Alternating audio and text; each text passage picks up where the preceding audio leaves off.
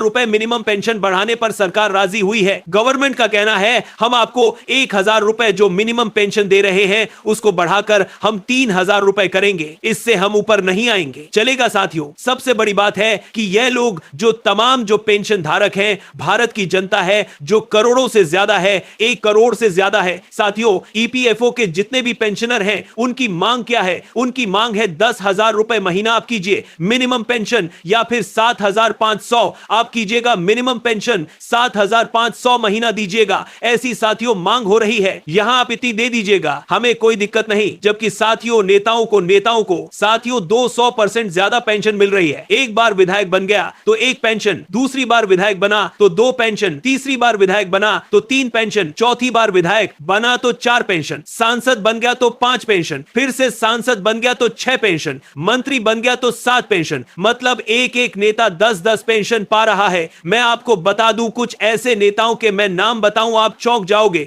स्वर्गीय मुलायम सिंह यादव जो जनता दे रहे हैं, मंत्री बन गया तो 4 पेंशन। समाजवादी पार्टी के अध्यक्ष हैं, उनको साथियों 17 पेंशन मिलती थी, 17। और कल्याण सिंह बीजेपी के नेता, उनको साथियों करीब 10 पेंशन मिलती थी। अटल बिहारी वाजपेयी जिन्होंने पेंशन को खत्म किया, वह भी साथियों पेंशन ले रहे थे, वह भी 6-7 पेंशन ले रहे थे। तो साथियों यहां पर सबसे बड़ी बात है कि नेताओं की, विधायकों की पेंशन चालू रहनी चाहिए और खूब ज्यादा मिलनी चाहिए। 200% से ज्यादा बढ़ोतरी हो गई उनकी पेंशन पर। लेकिन जो कर्मचारी है, जो अपनी मेहनत से सब कुछ कर रहा है, उनको कुछ भी नहीं देंगे, नेताओं को बस देंगे। तो मिनिमम पेंशन की मांग हो रही है 10 से लेकर 7,500। और एक फार्मूला और कहा गया है कि आप ऐसा करो, 7,500 प्लस डीए हमें दे दो, 7,500 प्लस महंगाई राहत हमें हर साल मिलनी चाहिए। हां मैं कह रहा हूं 7,500 मत करो, आप 5,000 कर दो, 5,000 प्लस डीए दे दो। इस पर साथियों क्या दिक्कत है? तो सरकार ने कह दिया वित्तीय बोझ बढ़ेगा हमारे ऊपर। सरकार ने कह दिया नहीं, हम ये नहीं दे पाएंगे,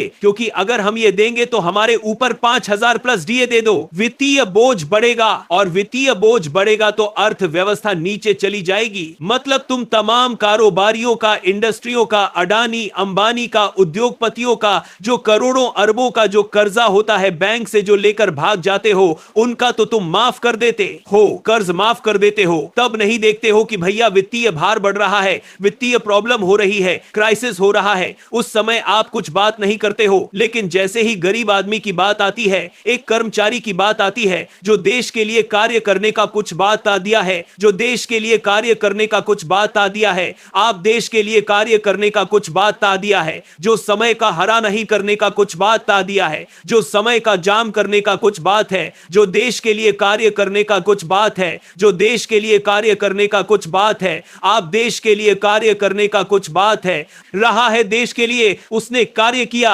अपना पूरा जीवन बलिदान कर दिया देश के लिए, उसकी बात आती है तो आप कहने लगते हो कि वित्तीय भार बढ़ने लगता है, वित्तीय भार आ जाता है। शर्म करनी चाहिए साथियों ऐसी बात कहते हुए। अब सबसे बड़ी बात है, अगर ये पेंशन अभी जो बात हो रही है वह हो रही है कि आने वाले समय में बढ़ी हुई पेंशन मिल सकती है। जी हां साथियों, जो मिनिमम पेंशन है वह 3,000 रुपए की जाएगी, क्योंकि आने वाले समय में बढ़ा हुआ आपको पेंशन मिल सकता है। साथियों ऐसा चांस है अगर सब कुछ सही रहा। फिलहाल साथियों आपका क्या कहना है? आपकी पेंशन कितनी अभी मिल रही है ये मुझे कमेंट सेक्शन में बताइएगा। आपको मिनिमम पेंशन ईपीएस 95 के तहत आपको मिनिमम पेंशन कितनी मिल रही है ये मुझे कमेंट सेक्शन में जरूर बताइएगा, ताकि जो लोग कह रहे हैं ना कि भैया ईपीएफओ कर्मचारियों को तो पेंशन मिलनी ही नहीं चाहिए, उनको जरूरत ही नहीं, ताकि उनके गाल पर एक तमाचा पड़ सके कि देखो हमारे पास कितनी पेंशन मिल रही है, हम इतने कम रुपए में जीवन यापन कर रहे हैं। एक सबक मिलना चाहिए। तो आप मुझे कमेंट सेक्शन में बताइएगा